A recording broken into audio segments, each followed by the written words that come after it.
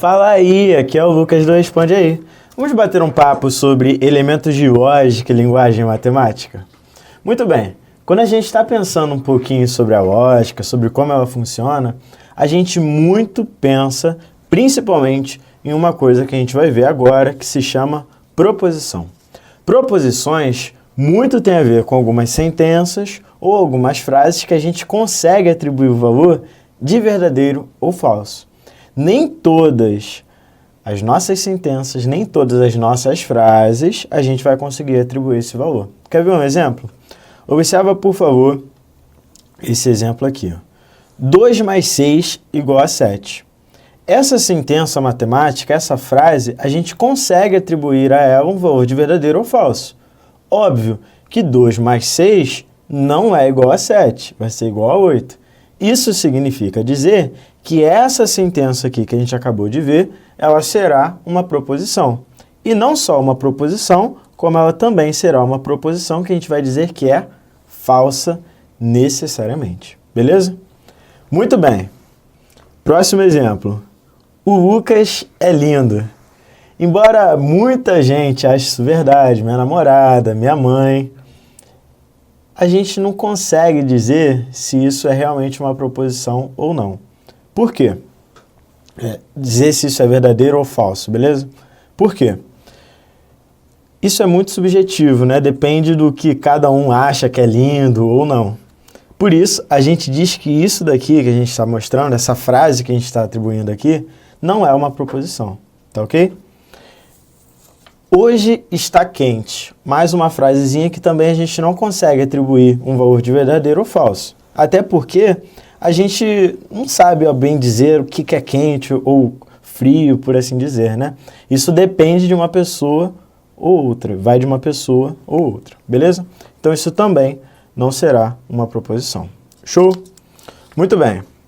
Só que essas proposições a gente já conseguiu entender o que elas são e a gente vai conseguir definir agora os tipos de proposição que a gente vai ter, beleza? Primeiro, proposições abertas. Observa, por favor, essa sentença aqui, ó. P de x é igual. Aí a gente tem aqui, ó, x pertence ao n, tá o quê? O nosso x ele está entre o 2 e o 7, beleza? Observa, por favor, aqui o seguinte. Se a gente pegar, por exemplo, o P de 3, ou seja, se a gente vê o 3, ele está dentro desse intervalo aqui que a gente está trabalhando, beleza? Ele está entre o 2 e o 7. Já o 2, por exemplo, ele não está entre o 2 e o 7, beleza? Porque a gente não está incluindo nessa nossa proposição aqui de cima o nosso 2. Ou seja, o nosso conjunto verdade, por se tratar do conjunto dos números naturais, vai corresponder somente ao 3, o 4, o 5 e o 6. Por quê? São os valores que estão entre o 2 e o 7. Beleza? Mas as proposições também podem ser universais ou particulares. Muito bem. Quando a gente fala sobre isso, a gente está pensando principalmente em uma coisa dentro da matemática, que são os quantificadores. Que quantificadores são esses? São os caras que vão dizer para a gente, vão falar a respeito da quantidade, por assim dizer, beleza? Primeiro, o para todo é esse azinho aqui de cabeça para baixo. Ele vai ser um quantificador que a gente vai chamar de universal. Ele vai englobar todo o nosso conjunto, beleza? E a gente vai ter o existe e é único, que vão ser quantificadores que são particulares, beleza? Vai existir algum elemento que vai pertencer lá o que a gente quer, tá ok? Muito bem, conseguimos então definir esses caras. O existe é um sinalzinho, é um ezinho, né, virado ao contrário, para o lado de lá. E o existe é único, é esse ezinho, só que com sinal de exclamação, beleza? Muito bem. Vamos a alguns exemplos para a gente entender melhor qual é a aplicação desses caras, tá bom? Vamos lá. Para todo n pertencente aos naturais, a gente tem que 2n é par. Se a gente fosse escrever isso na nossa língua materna, a gente vai ver que isso vai ficar escrito da forma como você está vendo aí na sua telinha. Para todo n pertencente aos naturais, nós temos que 2n é par. Esse outro caso aqui, ó, existe um n pertencente aos naturais, ou seja, existe um número natural n, tal que é esse símbolo aqui que você está vendo, n é menor do que 3, beleza?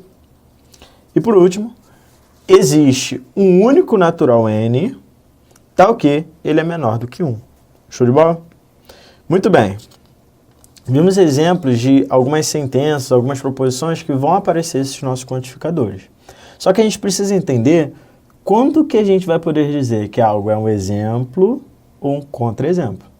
Já te adianto o seguinte, por exemplo, se eu tenho essa nossa sentença aí, essa nossa proposição, tenho um n pertencente ao conjunto dos números naturais e digo para você que o n mais 1 ao quadrado, ele é ímpar, beleza?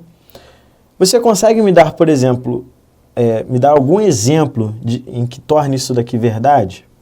Pensa comigo na seguinte situação. Ó.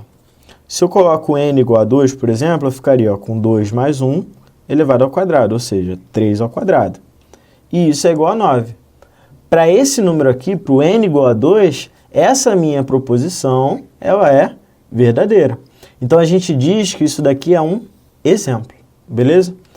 Quando a gente vai fazer isso e a gente tem que isso dá algo falso, que é como esse caso aqui, ó, por exemplo, coloquei o n igual a 3. A gente ficou com 3 mais 1 ao quadrado, isso deu 4 ao quadrado, que dá 16. 16 não é um número ímpar, beleza? Então, nesse caso aqui, a gente tem algo que a gente vai dizer que é falso, beleza? Quando o nosso exemplo, por assim dizer, né, ele deu algo falso, a gente chama esse cara de contra-exemplo, beleza? Contra-exemplo mostra que algo é falso, o exemplo mostra que algo é verdadeiro, tá ok? Mostrar que algo é mostrar que algo é falso necessariamente tem a ver com mostrar apenas um contra-exemplo. Mostrar que é verdadeiro é mais difícil, né? Você não, só mostrando o exemplo você não mostra que a sua proposição é verdadeira. Show de bola? Mas você consegue mostrar que ela é falsa mostrando apenas um contra-exemplo. Vamos ver agora alguns conectivos que a gente vai usar bastante, beleza? Primeiro deles, o e. Observa essa proposição aí, ó. 3 é ímpar e 5 é par. A gente consegue reescrever essa nossa sentença da seguinte forma. Imagina que eu pegue essa primeira parte aqui da nossa frase, 3 é ímpar, e diga que ela corresponde ao P. E essa segunda parte, o 5 é par, eu diga que ela corresponde a um Q qualquer. Beleza? Show de bola? Então pensa comigo aqui no seguinte. Escrever uma sentença assim, de forma matemática, é muito mais elegante quando a gente faz isso de uma forma em que a gente coloque apenas algumas letras. É muito melhor para você enunciar o que você está falando. Por isso que a gente tem a tal da linguagem matemática. Não é nada demais, é apenas uma nova forma de representar as coisas que a gente tem na nossa língua materna, no português. Beleza? Então pensa comigo aqui no seguinte, ó. Essa nova forma da gente representar a mesma coisa que a gente tem aqui em cima, está aqui embaixo para você, ó. P, aí tem um acento circunflexo aí, beleza? Q. O que isso significa? P e Q, ou seja, P, que é o nosso 3 é ímpar, E, que é o que representa esse nosso acento circunflexo, o 5 é par, que é o nosso Q. Show de bola? Tranquilo? Agora, podemos pensar se essa nossa sentença aí ela vai ser verdadeira ou não, beleza? Vai ser verdadeira ou falsa. Pensa junto comigo aqui. O 3, ele é ímpar? Sim, né? Agora, o 5 é par? É ou não? Com certeza não, né? O 5 ele é ímpar. Então, isso significa que essa nossa sentença aqui, ela está sendo falsa. Belezinha? Por quê? Por que a gente pode afirmar que essa nossa sentença matemática é falsa? Simplesmente porque quando a gente tem esse conectivo aqui, o E, necessariamente todas as nossas duas partes, todas as nossas duas proposições precisam ser verdadeiras. Beleza? Agora, observa essa outra sentença aqui, ó, o OU.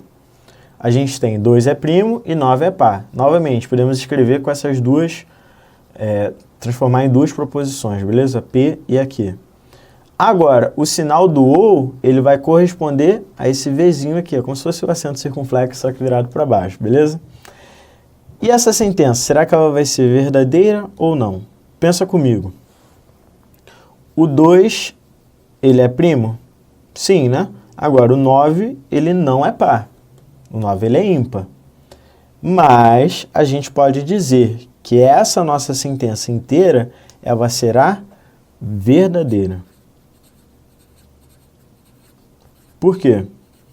Quando a gente está falando do ou, basta que necessariamente uma das nossas proposições sejam verdadeiras. Se uma delas forem verdadeiras, necessariamente a gente vai ter a nossa sentença inteira sendo verdadeira. Beleza?